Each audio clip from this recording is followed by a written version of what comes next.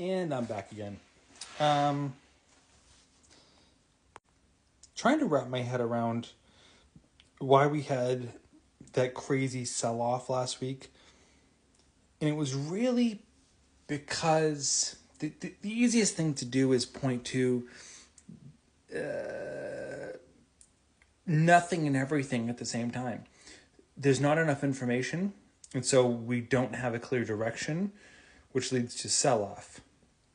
You would think it would lead to stagnation and nothing, which I suppose it kind of did. Like we took out of everything at a high PE and moved it to low PE, which was like pharmaceuticals and staples. We're still looking for direction. But I started thinking about that word, PE, PE, PE. And in finance, it's a very important word because once you remove asymmetry, you always have to go back to fundamentals.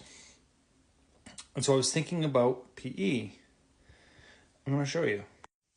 All right, so we're going to look at the S&P 500. This is PE ratio, which is price to earnings ratio, which is your market value per share divided by your earnings per share. This is also called the Shiller index. This is the average trailing PE ratio, 15 to 20, okay?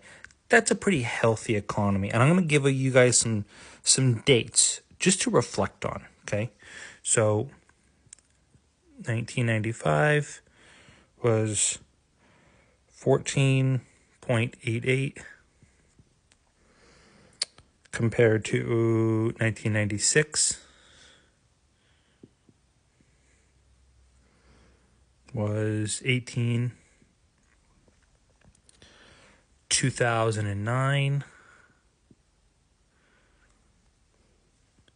70.91. I think, so I did look over the past 30 years, or 20 years, and this is the highest. 2009 had the highest PE ratio in the stock market. The lowest I could find was 1995. 2009 was the highest.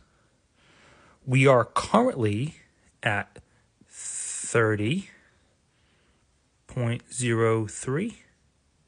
Okay, this is our current PE ratio of the S&P 500.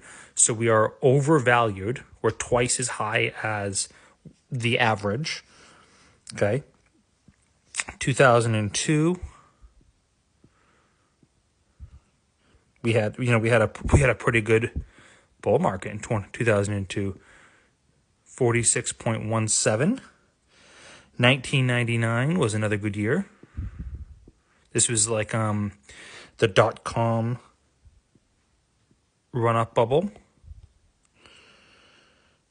Let me see, 2001. So we had this, right? 2001, we had the Twin Towers. So the stock market fell. And this was actually, it fell. So we went from here to here. This was the stock market falling. Obviously, there was a big sell-off in 99 after this. Then everything with the Twin Towers happened. And then we issued quantitative easing. George Bush Jr. sent out the first stimulus checks in the form of $300. 2012 was low interest rates. They needed to stimulate the economy. Everything was pretty much down. It was 14.87. This was like 3% interest rate territory. Okay. People that bought their house here did phenomenal. But it's not a direct correlation because 2020 was also super cheap interest rates. Oops. It was 24.88 was the PE ratio of 2020.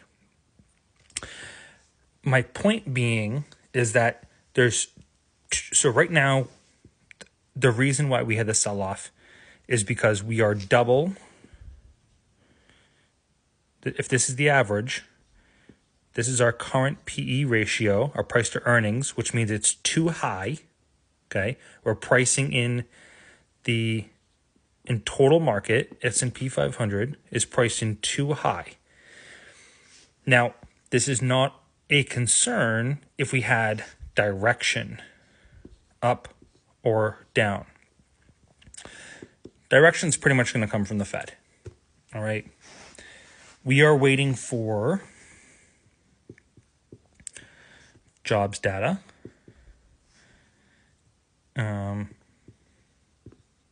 Unemployment, which will decide if the interest rate is going up, IR is going up or down. If interest rates go down, assets go up. If interest rates go up, which is usually from high inflation, assets go down, okay? So we are waiting for the Fed to choose direction. Now, there's two ways that we can interpret PE ratio. There's two ways that we can bring this number back to our standard line of like relativity. And we can either increase values. Don't know if you guys noticed, but everyone is getting fired, which will increase profits for companies. Okay, I know that's not sexy, but it is what it is. That's part of the whole EBITDA thing. We can also issue stimulus. Trump's been talking about giving everyone that makes under $100,000, $2,000. All this money is going to Walmart, Amazon, Christmas shopping. This was huge back in 2020. So that's why I put this on the board. We should have been in the gutter. This PE ratio should have been way down here, like back in 2012. But we issued massive stimulus, which pushed the stock market to all-time highs. We dumped so much money into the economy because it was struggling to save it that it kept the entire market afloat. Okay, it should have been down here with the 2012. The interest rates matched. It would have been a no-brainer. But we added stimulus, so we're looking for stimulus, and that can either come in the form of these $2,000 checks. It could come in the form of lower interest rates because everyone's losing their jobs. If that happens, all of that money that is printed into circulation ends up in the S&P 500. Eventually, it cycles through the market. So for every $1 that is created, it ends up creating like interest and stuff over time, about $3. By the time it enters into the market, it'll be worth about $3. Okay, it'll actually bring the PE ratio down because companies will be more profitable. So this number should drop here, closer to this benchmark. Remember how I started this? The other way to do this, now you got to remember, the S&P 500, I'm going to put MAGS or MAG 7, okay, basically controls, which is, it's all tech, okay? It controls, depending on what you're buying, whether it's SPY, SPX, Dow Jones, SPY, whatever it is, roughly 40% of the top holdings. So if the MAG 7 moves, it makes massive moves upwards, this number is going to shoot up, okay? But if investors rotate, okay, they rotate into, that's how I started this, things like the staple products, okay, healthcare, energy, and whatnot. It's going to drag this number down closer to this because it's less weighted. Like the MAG 7 makes up so much of the weight, it'll drag the S&P 500 down, which is what happened.